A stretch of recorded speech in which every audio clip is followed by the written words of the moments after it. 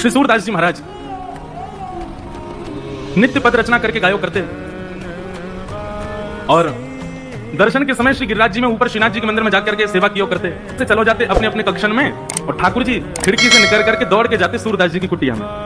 सूरदास जी को दिखाई तो देवे ना है, चुपचाप ठाकुर जी जाकर के बैठ जाते और कोने में विराजमान है करके थोड़ी पे हाथ धर के सूरदास जी को देखते ही रहते। बस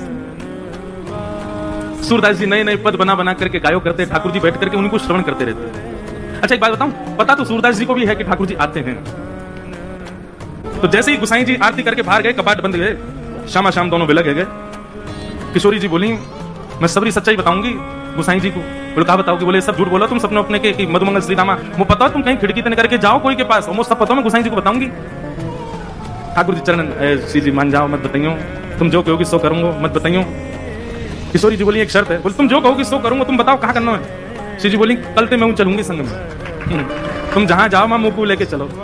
ठाकुर जी बोले जे ना है सके। बोले चो ना है सके। बोले हाँ बड़ी बड़ी करुणामयी है, बड़ी दयालु है, मैं तो जाऊं बा बेचारे लोग भक्तन से मिल मिला के आ जाऊं, उनके बेचारे इनके दिन दुखन को देख करके सब कुछ दे दोगी उन्हें, या हमारे मैं आपको अकेले छोड़ के जाऊं यहीं पे, आप मत चलियो। श्री जी बोली तो ठीक है मैं गुसाई जी को बता रही हूँ।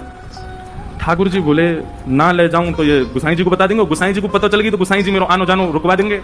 ठाकुर जी बोले आपकी एक शर्त मैं मानूंगा, एक शर्त आप मेरी मानो। बोले कहा? बोले मौन जाओगी मौन आओगी, कछु नहीं कहोगी ना करोगी वहां पे।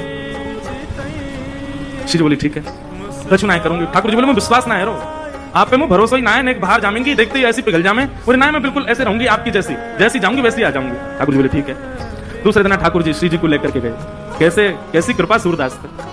सूरदास की कुटिया में चुपचाप चोरन की भांति ठाकुर जी घुस गए और श्री जी घुस गए और दोनों एक कोने में बैठे थोड़ी पे हाथ धर के और ठाकुर जी हाथ पांव जोड़ रहे हैं। रोइयो मत, भावुक मत होइयो, जो कछु गावे हो तुम नेक में ऐसी आ जाओगी, चुप रहो ना, मैं बैठ नहीं सुन नहीं हूं। बस सूरदास जी ने गानों प्रारंभ किए और जैसे ही गानों प्रारंभ किया आहा श्री जी के तो भाव नित्य सजल है गए। ठाकुर जी तो कह रही हैं जाकू नेत्र दे दो। ठाकुर जी बोले मैंने मना करी ना, ये सब ना होगा, ये सब ना करना। अच्छा अच्छा ठीक है कोई बात ना, गान दो। श्री जी समझ गए ये तो कृपा करेंगे ना, मुझे कछु करना पड़ेगा। सूरदास जी अपने भाव गा करके और तुरंत अपनी लठिया दौड़ करके उठ करके खड़े हो गए और अपनी कुटिया से बाहर जाने लगे। ठाकुर जी बोले चलो श्री जी अब समय है गया, हम भी मंदिर चलें, गुसाई जी अभी कपाट खोल देंगे, आरती होगी, व्यवस्थित रहना पड़ेगा। श्री जी बोली अभी तो समय है, ये सूरदास बेचारो अकेलो जा रहा है आगे आगे, या कि पीछे पीछे चल के देखो तो सही जाएगा कहां।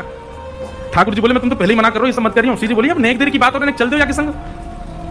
सूरदास जी आगे आगे चल रहे हैं, पीछे श्यामा श्याम दोनों निहारते हुए चल रहे हैं। तभी एक बहुत गहरा गड्ढा आया सामने। सूरदास जी जब गड्ढा की तरफ जान लगे, जैसे ही जान लगे श्री जी बोली अरे अरे जी देखो गड्ढा में गिर जाएगा, अरे याकू जल्दी जाके रोको। ठाकुर जी कह रहे नहीं श्री जी बिल्कुल नहीं, बाकू गिरन तो अपने आप संभलेगा, तुम बिल्कुल मत जाओ। अरे तुम कैसे हो बेचारो, गिर में मारो लग जाएगी वाके। दोनों में ऐसी बात चल रही है, इतने में सूरदास जी गिर गए गड्ढा।